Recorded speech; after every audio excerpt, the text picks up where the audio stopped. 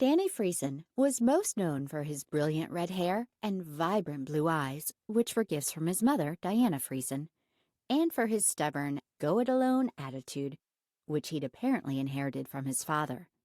That, and the same difficult and intense characteristics that gave him his focus and drive, as well as his tendency to be unreasonable at times, as his mother had informed him.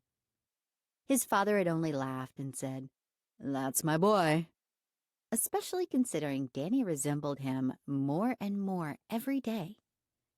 His friends at school had often looked to Danny to lead them, but he chose to be the silent observer instead of the life of the party. That had earned him the nickname Mr. Mysterious, and he rightly couldn't remember whether it had been the popular girls, the jocks, or the student council who'd label him as such in the graduation yearbook 3 years earlier. "So what you doing?" Danny hadn't heard her pull up. Evie Wetzel was short, slim, with mud-brown eyes and dark hair that was always tied back in a ponytail. Her silent arrival was a surprise, considering her muffler was shot and her tailpipe was secured with a wire from a coat hanger. But sure enough, there was her rusty brown pickup parked by his older Bronco. "Hope you don't mind me dropping by." Danny just shook his head. Of course not. Evie always seemed to wear the same faded blue jeans and sleeveless plaid shirt. They'd been friends since Miss Friedman's kindergarten class, when he'd perpetually been a thorn in the uptight woman's side.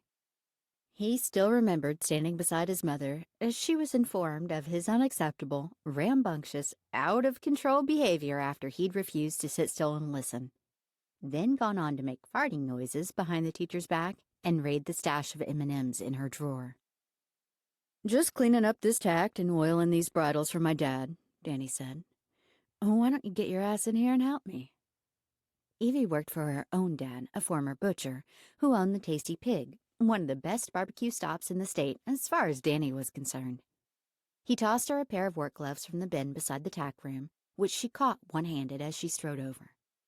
He worked oil into a cracked bridle that was part of the gear his dad had used for horses. Jed Friesen was a cowboy to the core, as his mom teased, with his love of horses. He was still taking groups out for the day and overnight trips on horseback, teaching kids to connect with the animals. "So what brings you by?" Danny said. "I would have thought you'd be working. Or is it that late already?" He didn't have a clue what time it was, since it was Saturday and he'd just come back from an hour's ride after studying his pre-law classes all morning until his brain was fried. The ride always gave him a chance to decompress and figure out a lot. "Closed up early today," Evie said. "Dad's been losing business, competing with that new chain restaurant that opened up right next door. So I thought I'd come by and bug you." She worked in the oil like a pro. But then, Evie had grown up much like him, but with 2 sisters instead, both older. She shared his love of horses, considering his dad had a small acreage with 2 of his own, as well as some chickens and goats. "That sucks," Danny said. "People gotta know there's no question on who's better. They'll figure it out." He wondered, though, as he'd known for a while that her dad's place wasn't quite the hit it should have been. She just shrugged.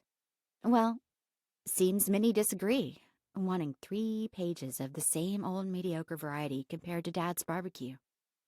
They don't get that he knows meat better than anyone in the country. If it keeps up, Dad is talking about cutting back on my hours. But enough about my woes, since this should teach me to get up off my hiney and figure out something else. Do you think I'd have a chance as an airline stewardess, jet-setting off to all kinds of exotic locations?" She stared up at him, and the expression on her face was priceless as she batted her lashes. Danny took her in. At 5'1" or 2 tops, she was tiny. He could picture those in the trade, and he just couldn't see her in one of those pantsuits or skirts. All he could imagine was her